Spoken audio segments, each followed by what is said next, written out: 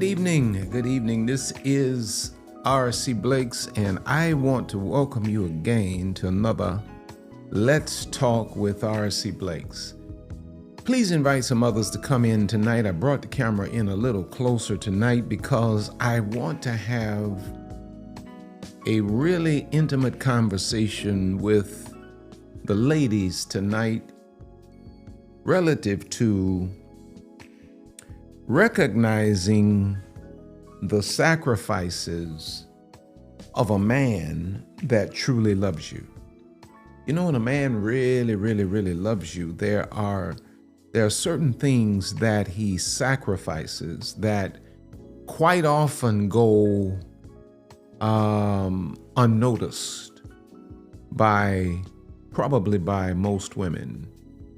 And I want to lay these out for you tonight because I think that understanding this is going to aid you as it relates to being able to determine a man that is your kind versus a man that is your type. And the first thing I want to say is really a reel that I dropped earlier relative to understanding what it means to be in love. So many people, women in particularly, have no clue what it really, truly means to be in love. You know, by the world standard, you know, people say, well, I'm in love, and then they say, I love you, now I love you, but I'm not in love with you anymore. Let me read this like I wrote it so I don't miss anything. Most people determine they are in love by examining their own feelings. They look inward, assess the flutter in their chest, the preoccupation in their mind, the longing in their heart, and they declare, I am in love. Isn't that how most women fall in love? You fall in love based on your own feelings. This is why the confession, I love you, but I'm not in love with you, has become so common. It reveals that the original feeling was never actually about the other person at all. It was about how that person made you feel. So when the feeling changed, the love evaporated. But what if being truly in love, listen to this, it leads into our discussion tonight. What if being truly in love cannot be determined by examining our own feelings alone? What if the only solid foundation for declaring love is first observing the other person's authentic heart toward us or you? A woman cannot genuinely know she is in love with a man until she has first seen evidence of how he loves her. His sacrifice precedes her surrender. His demonstration empowers her devotion. She does not fall in love with potential, charm, or even chemistry. She falls in love with what has been proven. And so I want to lay this out for us tonight relative to the sacrifices of a man that truly loves and honors a woman as his wife. Because you need to know, you need to observe how a man loves you, and you need to observe how your spirit and heart respond to him. You don't determine that I'm in love based on your feelings about him, or if you're a man watching, based on your feelings about her. You first determine, how does this person demonstrate their love for me? And where is my heart authentically in terms of reciprocating that same respect, love, and sacrifice? And it's when the two of you are reciprocating the same respect and sacrifice that we can really eradicate the term, I'm in love, and we can move it to what it actually is, we are in love.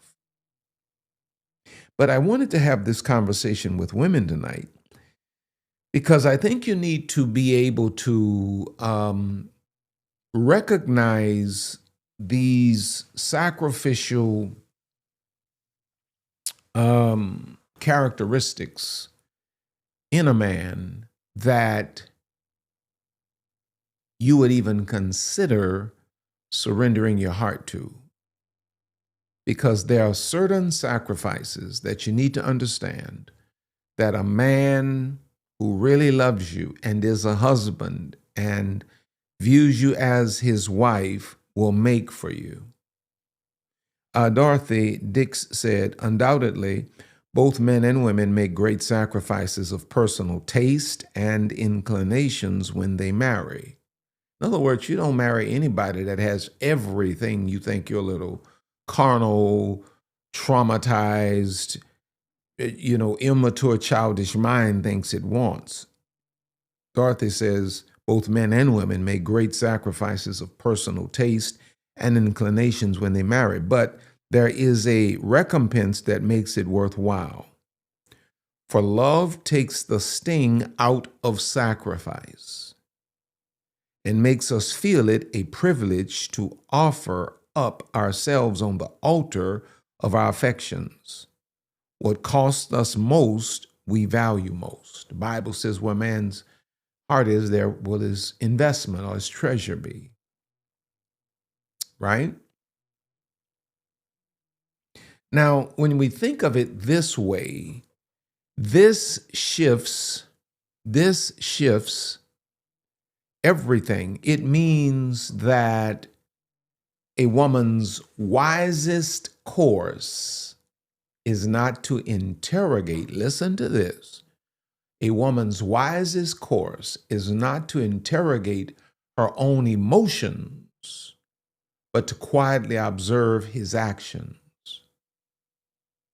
Does he make her life easier at the cost of his own comfort? Does he honor her feelings even when his logic objects? Does he remain faithful through every season of her changing life and body? Does he champion her dreams even when they cost him exclusive access to her? Does he soften his natural intensity so she never has to fear him? These are not romantic notions. They are evidence. And evidence properly examined leads to the only kind of love that will last. Now when a woman will see the sacrifices that we're going to unpack for you today, demonstrated consistently over time, she is not guessing at his character. Most women marry men guessing at their character, hoping a man to be what they desire him to be while he's never proved to be what she needs. She is, when a man demonstrates these sacrifices in his character, she is witnessing it. Her love then becomes a rational response to demonstrated reality, not an emotional gamble. Would you agree with me that most women are just simply taking an emotional gamble when they enter into relationships with men? And she loves him back because he has first loved her in ways that cost him something. It's kind of like the Bible says that husbands ought to love wives as Christ loved the church. And what does the Bible say about Christ? He loved us first. While we were yet sinners, Christ loved us first. Shirley M. Dobson says, nothing does more for marriage than the willing sacrifices made by one spouse for the other. He cared more about me than his personal ambition and career. That is, I believe, the essence of a successful marriage. She gave up her political ambition. She gave up her career ambitions to be a wife and a mother. That is the essence of a successful marriage. Not that people have to give up their dreams to be successfully married, but my point is, the greater point is, when two people are willing to sacrifice, that is the foundation, that is the concoction that makes for lasting chemistry, character, and foundation. So this brings us to a powerful picture of this kind of sacrificial love. And let me read this intently because I don't want to miss it. I want you to lock in and pay attention to this because this is powerful. Holy Spirit gave this to me. A man loving a wife is like the two faces of a male lion. In the bush, watch this, he's a fierce killer. At home with his female and cubs, he's a playful protector. The killer is who and what he really is. But his love for his female and his cubs and his honor for them, watch this, tempers his dominant nature to become what he must to love and not terrify his family. He sacrifices certain things to fit into the context of his female and his cubs' lives. He sacrifices what comes naturally to be what is needed by them. So a man that is not sacrificial is not a husband. Now, yet the lion's transformation and decision and sacrifice, while powerful, is largely instinctual. A creature responding to the primal cues of his pride. Watch this. The man, your man, the one you will deem worthy of your life and time, the man who truly loves his wife operates on a higher plane altogether. His evolution is not instinct, but intention. Where the lion merely is, the man must choose. He must consciously decide day after day to lay down his natural drives for dominance, solitude, and simplicity on the altar of a shared life. This is the sacred paradox of masculine strength. It is in the yielding that he finds his greatest power. It is in the sacrifice that he builds a legacy. Joseph Campbell said this, marriage is not a love affair, it is an ordeal. The ordeal consists specifically in sacrificing ego to the relationship. That's what a man that really loves and honors a woman does. He sacrifices his ego for the relationship. Every day. Lisa and I have been married 30 years, and every day I have to temper my ego, watch this, to fit into a context of marriage that would be healthy for my woman. Now, this conscious daily choosing is precisely what we're going to talk about tonight. And I have six sacrifices that a man who loves a woman as his wife will make. And women need to understand this, because if you don't understand it, you will overlook it and you won't celebrate it as you should. And one of the keys to being an amazing woman to a great man is celebrating the things he does well and the things that he does right. When a man is loving you well, he should hear about it, because he hears about it when he's loving you wrong or poorly, right? We broadcast it to the friends, the family, the social media, the neighborhood, everybody. We even put them on blast in the chat. So when a man loves you well, you should give it not even equivalent energy. You should give it twice the energy that you would give it when he's loving you poorly, because what is celebrated will be duplicated. So number one, sacrifices that a man naturally makes when he loves a woman, when a man is in love with a woman, these are sacrifices he makes for the woman he loves, views as a wife, and the woman he honors. Number one, he intentionally makes his life more difficult to make her life easier. And he does this without ever articulating it. He makes his life more difficult to make his woman's life easier.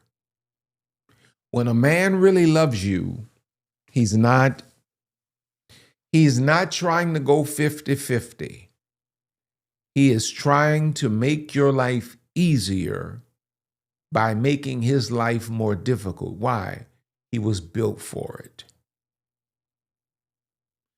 If a man really loves you, if you're having financial problems and he's in good health, he is not talking to you about when you going to get another job. No, he's talking to you about, I'm going to have to pick up something else, so it's going to mean I'm not going to be around as much. I probably won't be able to help you pick up the kids and all of that, and I won't be home a lot, but I got to get us out of this bind we're in. His first thought is not 50-50, well, what you going to do? No, no, no, no, no, no, no, no, no, no, no. His first thought is, well, I'm going to have to buckle down and I'm going to have to get more serious, because I got to take care of my wife. I got to take care of my children. And I'm certainly not going to allow this pressure to break my wife. I'm a man. I'm built for pressure. Come on now. See, most of y'all have not really, y'all ain't really met no men yet. Y'all met males, grown boys, but you ain't met no man yet. A man makes his life more difficult to make his family's life easier. Now, the deep truth here is the embrace of vicarious sacrifice. This is not merely about doing chores or providing. It is about absorbing the friction of life so she doesn't have to. It is the conscious decision to stand as a buffer between his woman and the harshness of the world. Any man that gets behind you and allows you to, meet the harshness of the world as a shield to him is not worth your time. The man takes the thorny paths so her feet stay on the grass. This is the essence of servant leadership. This is the kind of man that a woman naturally submits to. The kind of man that makes his life more difficult to make her life easier. And if he's married a woman that is conscious, godly, and really loves him, she sees that sacrifice and she bends over backwards to make his home his safe haven. This is the essence, again, of servant leadership, using strength not for personal gain, but as a shield. Is this ministering to you? Are you getting understanding here? Because there are many of you who have men who've been doing this, but you were never raised in homes where you were taught to be emotionally intelligent enough to pay attention to the sacrifices of a man. Because men make sacrifices quietly. Men are like oxygen. quietly getting the job done, keeping everybody alive, and we don't miss them until they're gone. Good men, that is. Greg Smalley says, if I'm serving her, that means I don't want to be indulged like a king. Instead, I want to treat my wife, he calls it, his wife's name is Erin, like a queen. Serving means doing something for my wife while sacrificing, means giving up something highly valued for the sake of someone else considered to have great value. It's easy to serve, to help or assist, but it's a whole different story when serving my wife cost me something. A man that truly loves you as a wife will give up something that cost him something. Listen to what Ephesians 5:25 says. Husbands, love your wives, just as Christ also loved the church and gave himself up for her. What does it mean by gave himself up for? Literally sacrificed himself on a cross, that through his death, the church might live. So it said that men live, 7, 10 years shorter, sometimes more, most of the times more, live shorter lives than their wives.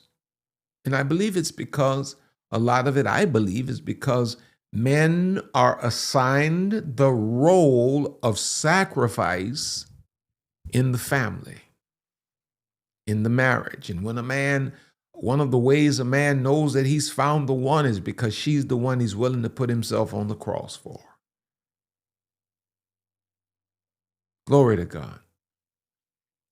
There's nothing in the world that I would not do short of dishonoring God for Lisa Blakes.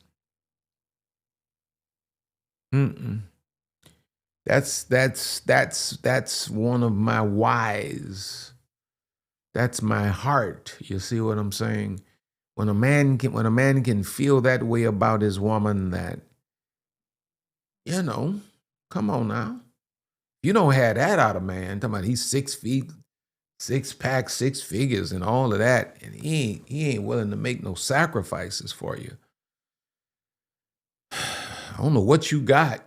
You in something, but it ain't in love. You may be in deception. You may be in lust. You may be in a soul tie. You may be in manipulation or control, but you ain't in no love. Because when you in love with a man, he gonna sacrifice himself. He gonna put himself in the way of harm to make certain that you are good. And then if you love him, you gonna do everything you can to make his life the most amazing. Because when people are in love, they sacrifice for one another. Okay, number 2. He considers her feelings, these are sacrifices. He considers her feelings beyond his logical conclusion.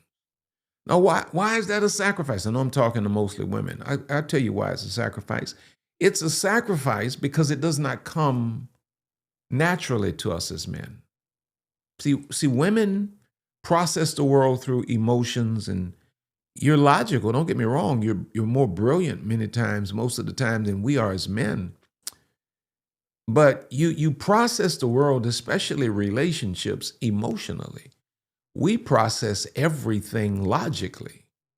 And so when men get together, we have a discussion about something, we disagree or we don't, and we come to a logical conclusion and we're moving on. There are no feelings involved. There's no emotion involved. But when a man really loves a woman and he's not running game, he has to sacrifice that natural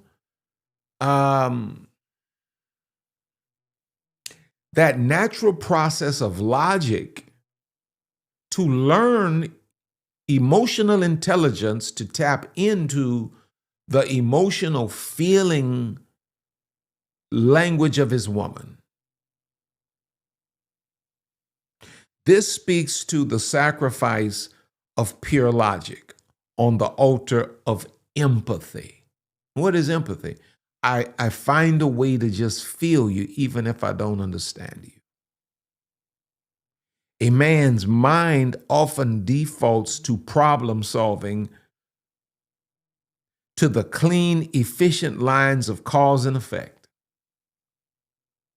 To honor his woman, her feelings, is to accept a different kind of intelligence, emotional intelligence, as, watch this, as equally valid and sometimes more important than his own logical constructs.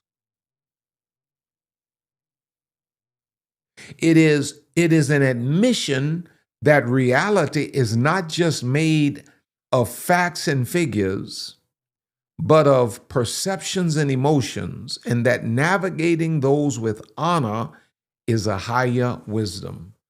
So a man has to learn how to move away from the comfort zone of his logic to figure out how to respect and communicate with the feelings of his woman. My God. I don't know if y'all realize it, but this is some good teaching right here. Bible says of Jesus that he took upon himself flesh, like we're in, that he might be touched with the feelings of our infirmities. He wanted to understand our perspective.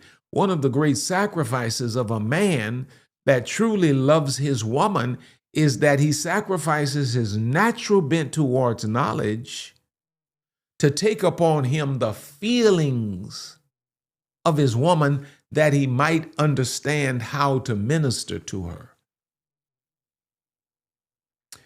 Dr. John Deloney says, husbands, here's the deal.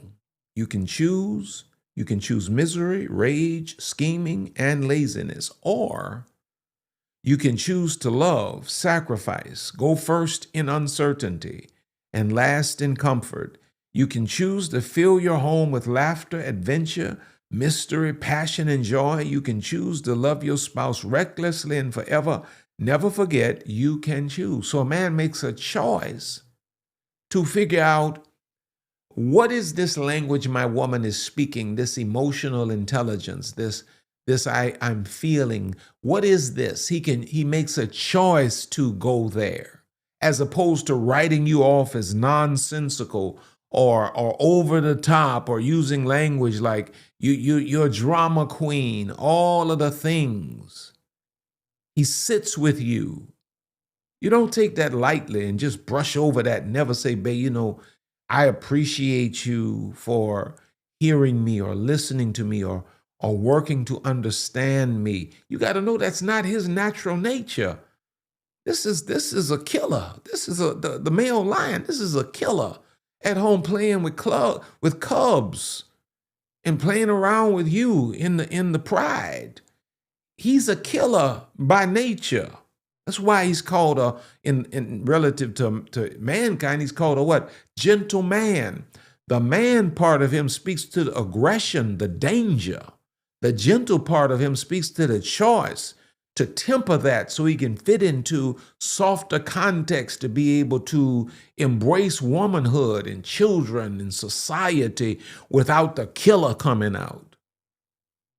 Is this making sense? 1 Peter 3:7 says, you husbands, in the same way,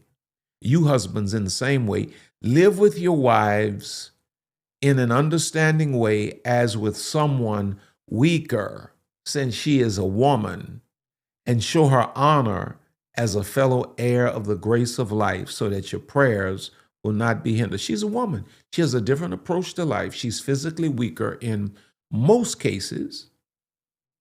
And in the context of a marriage, she's the one that's most vulnerable, emotionally and physically in most cases. So God instructs through the word that husbands must live with their wives honorably, with understanding and with, grace. Now, number three, sacrifices that a man who loves and honors his woman as his wife makes for his woman. And you begin to see this even in the dating process.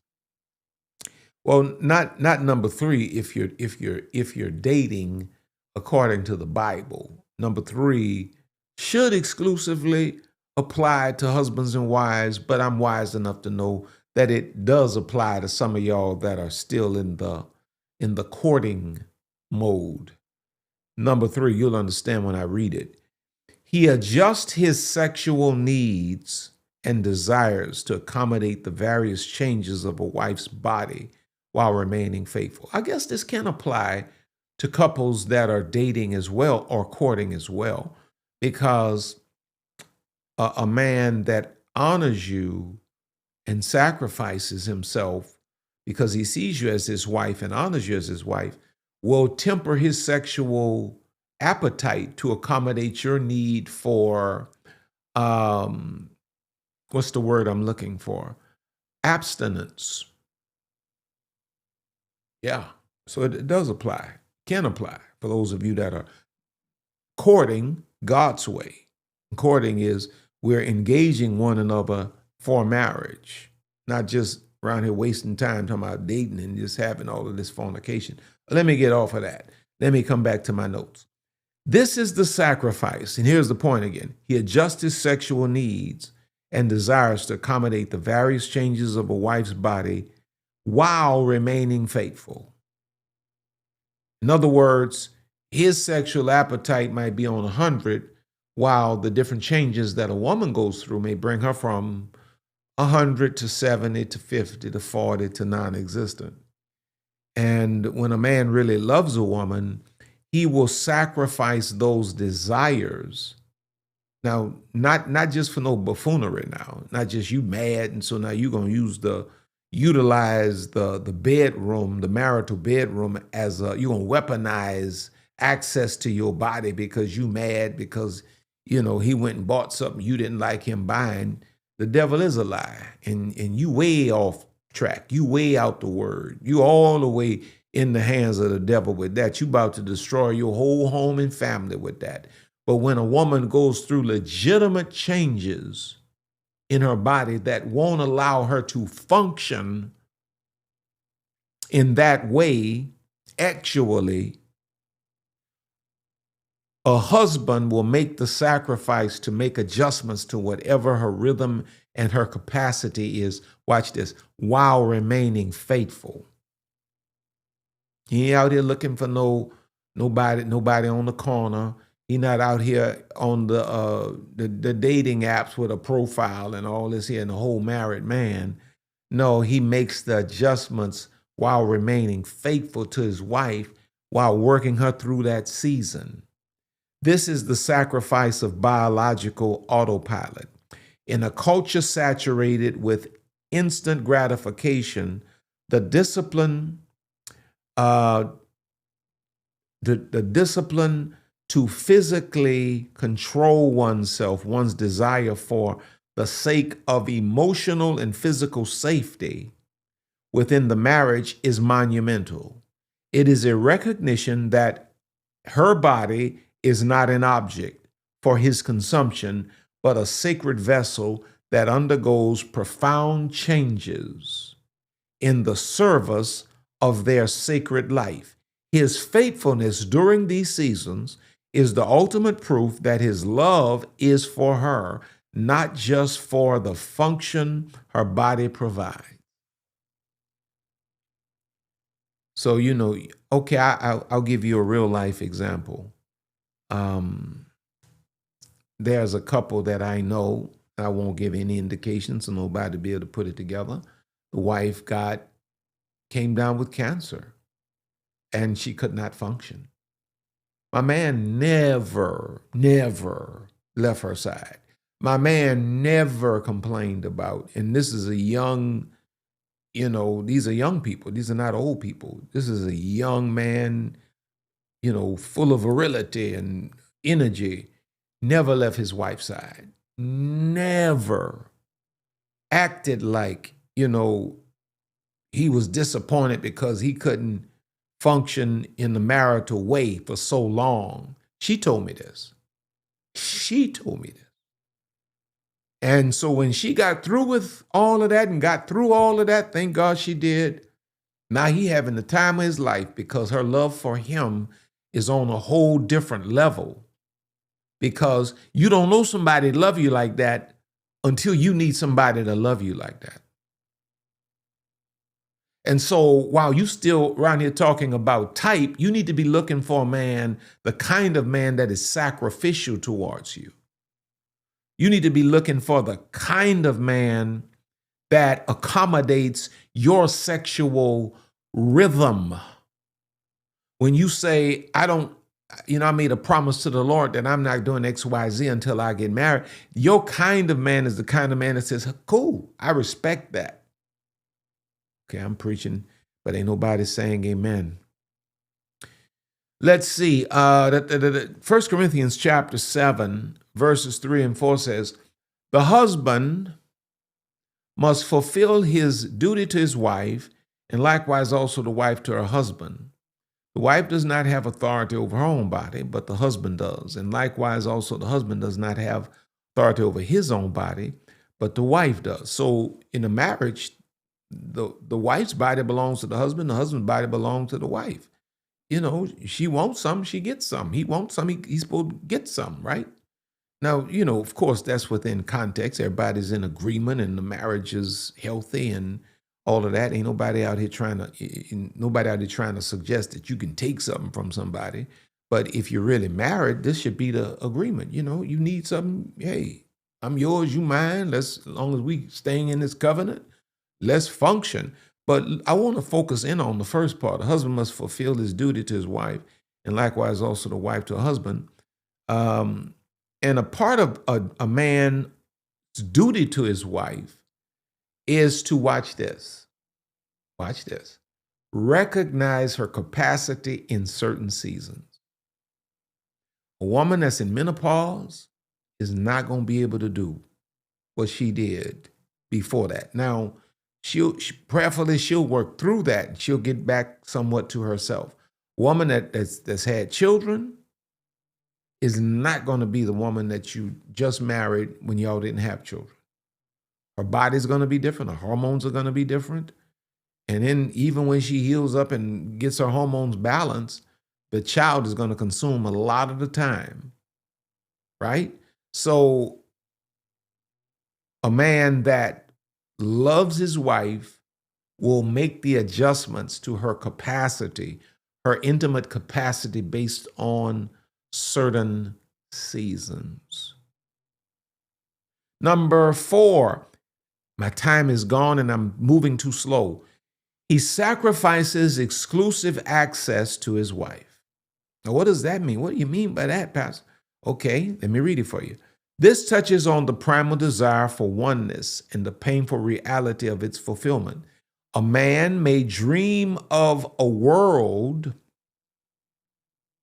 where his wife's universe revolves solely around him, but to truly love her is to support the expansion of her universe to include children, purpose, and career. He sacrifices the fantasy of a simplified wife-centric world for the richer, messier reality of a family and a partner who is fully alive and fully expressed. He clings not to a possession, but to a person who has a life and purpose beyond him. Kwame Adamata, I suppose the name is pronounced, says, marriage is about sacrifice, not love. If you cannot sacrifice, then you do not know what love is. We have destroyed that thing called love in marriage. In marriage, you cling, you do everything together with your partner. Genesis chapter 2, verse 24 says, for this reason, a man shall leave his father and his mother and be joined to his wife, and they shall become one flesh. That's powerful because the text says a man should leave his mom and father, cling to his wife. It's the natural desire and inclination of a man to cling to his woman and to have complete and total 100% access to her. But the realities of life do not allow that.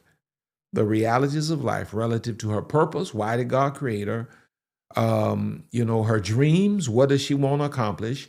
Her having our children or your children, all of these things pull the woman away from us to a certain extent.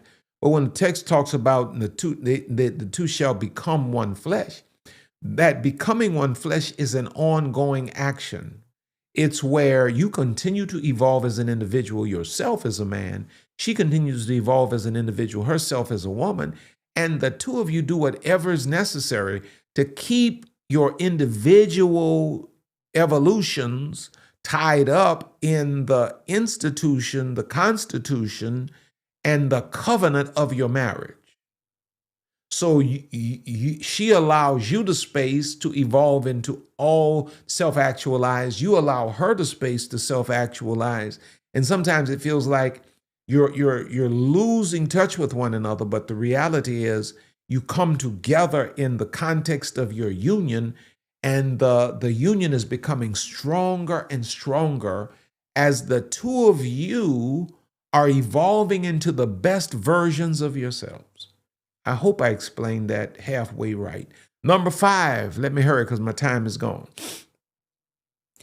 He sacrifices. So let me go back to 4. So when you have a man that supports you following your career, doing your business, and he don't give you no gripe about that, baby, you should be celebrating that. I know you've been in your marriage or in your relationship for so long that you think this is just the way it is.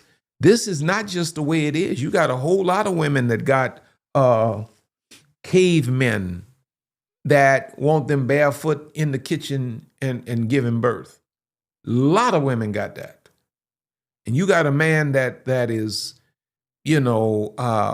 Renaissance and ever evolved enough and sophisticated enough to allow you to give you space to be you and then come back to the union as a better version of you and he a better version of him. Baby, you supposed to celebrate that. You should call that man, text that man right now and tell him, baby, I just want you to know I love you and I appreciate you, because women don't have a man like you.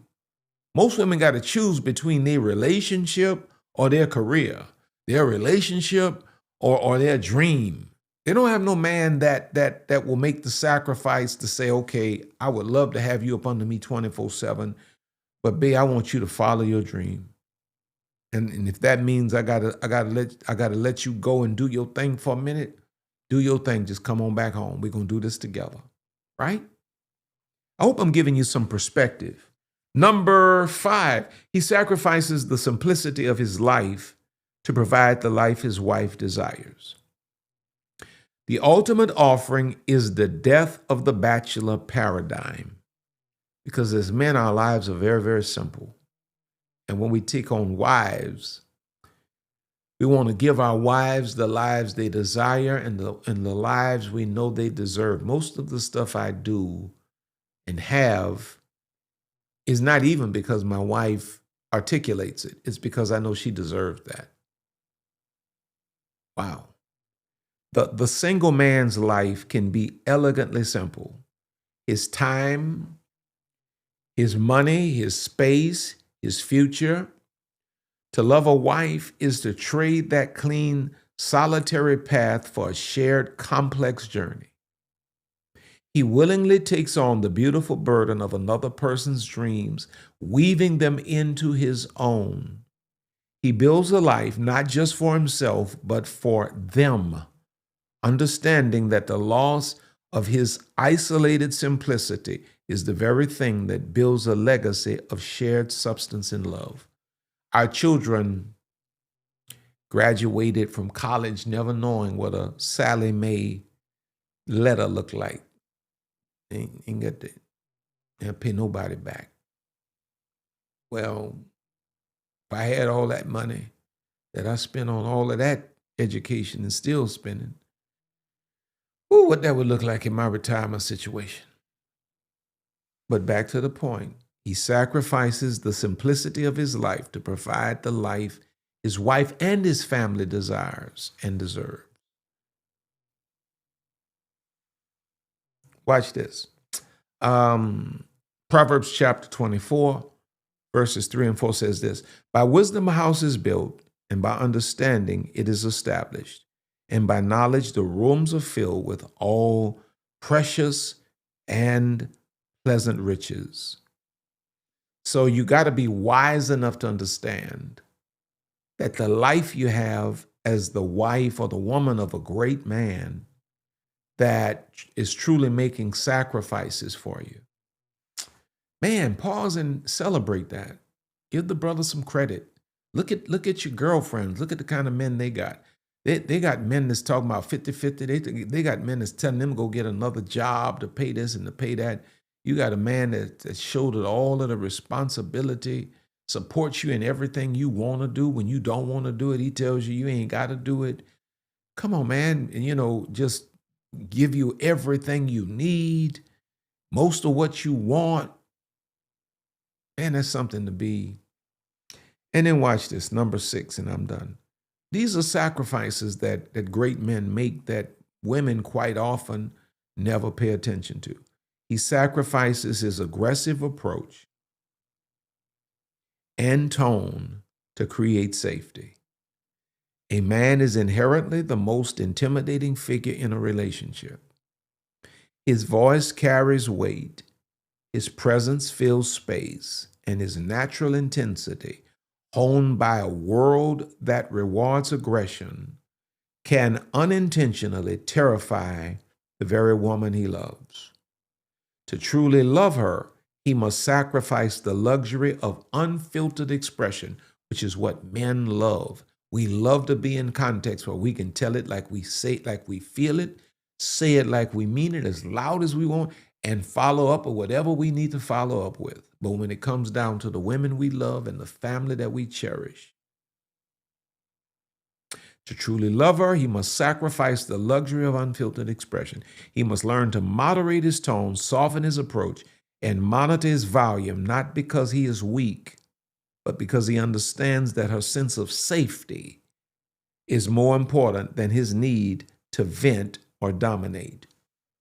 He creates an emotional environment where she can flourish without fear. She can speak her truth without being terrified. This is perhaps the most daily sacrifice of all, the conscious choice to be gentle when everything in him wants to be loud. Colossians 3:19 says, Husbands, love your wives and do not be embittered against them. He's still the lion that's the killer at heart. But his love and respect and honor for his woman makes him tone down, calm down, because he never wants to make his woman feel like prey or unsafe. Proverbs 15:1 says, A gentle answer turns away wrath, but a harsh word stirs up anger. So my prayer is that you have gotten some wisdom out of this discussion tonight. My prayer is that those of you who are yet searching for your kind of man will begin to pay attention to these characteristics and move beyond type and look for kind. My prayer is that those of you who have this kind of man will begin to celebrate him and appreciate him and recognize these sacrifices, because men do not shout from the mountaintop, this is what I do. So my prayer is that you've been enlightened. Now, listen, if you need counseling, I want you to go to the link in the description for BetterHelp Counseling and utilize BetterHelp as a resource. And if you use the link and you decide to use them, it will afford you 10% off of the cost of their counseling. And they in turn will make a deposit into RC Blake's Ministries because I recommended them. Those of you that may want to go with us to Dubai, yeah, if you want to go with us to Dubai, you can go to rcblakes.com. I think you can even utilize that. Maybe that QR code is not applicable anymore. I think that might have been for the informational Zoom. Go to rcblakes.com, and we're going to Dubai in October. We're going to Italy. I don't know if I have a graphic for Italy. I don't have a graphic for Italy. We're going to Italy in June. You can go to Italy with us in June. What is this? This is February, March, April, May. Still got some time. You can go to Italy with us in June. Go to rcblakes.com, sign up, register for either of these trips or both. Some of you just travel like Lisa and I, and we have a desire to bring people with us. Thanks to all of you who might have sown into our lives. Lisa and I love you with all of our heart. We appreciate you with everything we have. And listen, if you've not joined the Royal Court, that's a community of ladies that meet from all around the world with us by way of Zoom. I was supposed to have my Royal Court meeting Sunday gone, but I was exhausted.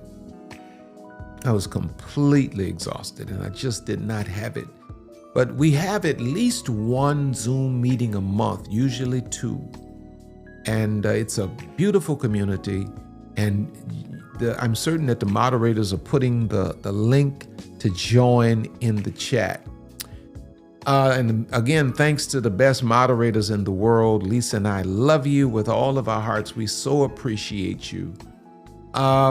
Listen, if you've not gotten my latest book, alongside Father-Daughter Talk, Queenology, Training for Reigning, this is the third book in the trilogy. Go to Amazon, go to rcblakesstore.com and pick up Training for Reigning today. I need you to support us in that way. Now, I have to have a meeting, and we're going to conclude what we're going to do for Queenology this year, but we're going to do some things for Queenology this year. But Lisa and I have to have a meeting with a certain person, because we may be doing something on a grander scale than I thought. But listen, I want you to know you're on top. You're going higher. God has more in store for you. So we're going to see you at the top. Let me see if I can find my music. Where is my music? There it is. I love you all. Have an amazing night.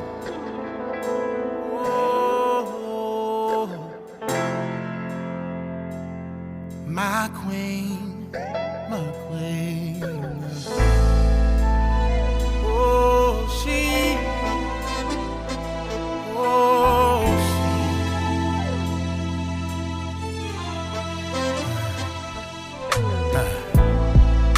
Beautiful, wonderfully made. She's heaven's angel. So strong, even in struggle, yeah. When life comes like a storm from every angle, she rises above it all, the backbone of every home. Nothing compares to all she do. The true meaning of every family. She's the glue. Yeah. Where would we be without you? You brought us Martin, Malcolm, and Obama. Yeah. And Jesus too. Oh, she's sophisticated, strong, simply amazing, humble, honest, and helpful, educated, ebony, eccentric, empowering. She's a queen, she's a queen. You better treat her like a queen. Oh, oh,